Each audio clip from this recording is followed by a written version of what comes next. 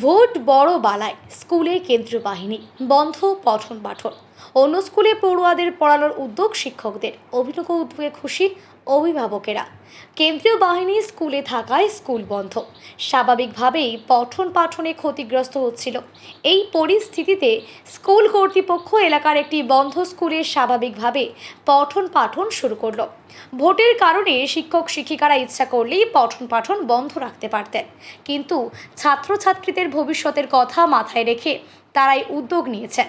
এতে খুশি গোপালনগর থানার পাল্লা কালীচরণ চক্রবর্তী উচ্চ বিদ্যালয়ের ছাত্রছাত্রী ও তাদের অভিভাবকেরা।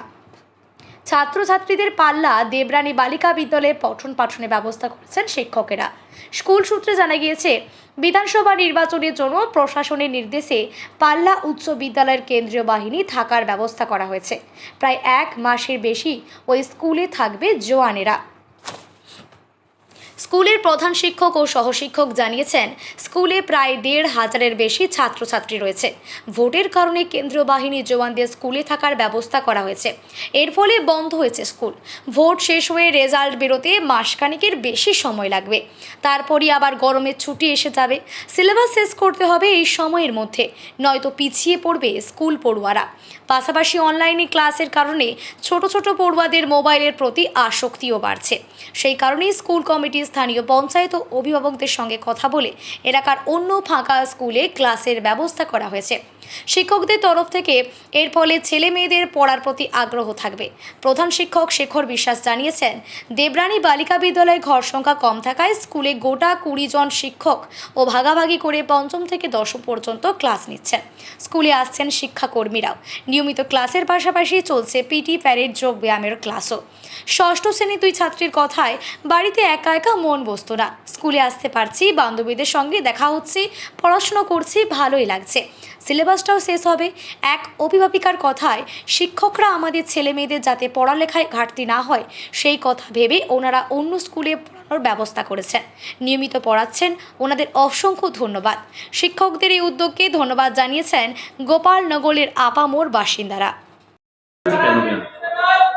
আচ্ছা, আমরা প্রথমে বলি যে আমাদের পাল্লা কালীপদ চক্রবর্তী উচ্চ মাধ্যমিক বিদ্যালয় এনরোলমেন্ট অনেক বেশি, স্টুডেন্টের সংখ্যা অনেক বেশি আমাদের।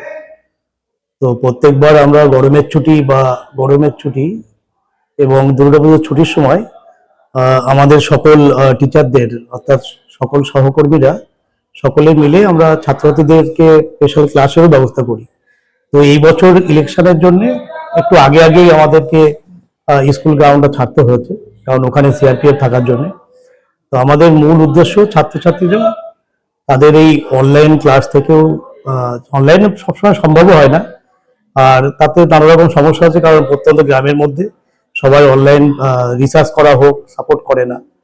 তো সেক্ষেত্রে আমরা আমাদের ম্যানেজিং কমিটি, লোকাল পঞ্চায়েত এবং বিদ্যালয়ের সকল সম্মানীয় শিক্ষক শিক্ষিকা, শিক্ষাকর্মী সকলে মিলে সিদ্ধান্ত নিলাম যে আমরা পাশের যে স্কুল, মানে এখন 5 থেকে 10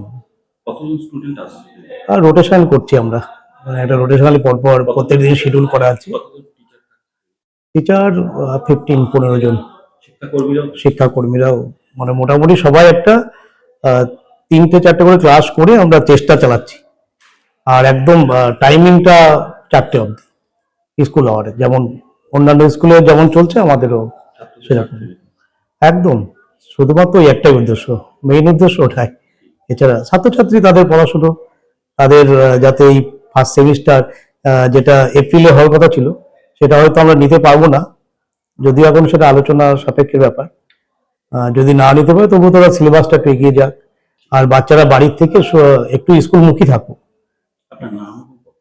শেখর বিশ্বাস, প্রধান শিক্ষক, পাল্লা কালীপদ চক্রবর্তী উচ্চ মাধ্যমিক বিদ্যালয়। আমরা পাল্লা কেপিসিএইচ স্কুলের ছাত্রী।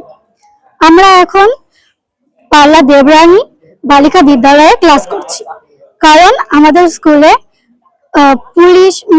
পুলিশ এসছে, সেহেতু তাদের ক্যাম্প থাকার দরকার, সেজন্য তারা আমাদের স্কুলে থাকছে। কারণ আমরা বাড়িতে তো একারা বসে থাকতে পারবো না, আমাদের বই পড়তে হবে, স্কুলে করতে হবে। আর যদি স্কুলে না আসি তো আমরা ঠিকঠাক লেখাপড়া করতে পারবো না, পরীক্ষা দিতে পারবো না। তাই জন্য স্যার আমরা ঠিক করেছেন যে পাশে একটা স্কুল আছে, তো স্কুলটা আমরা চালাই।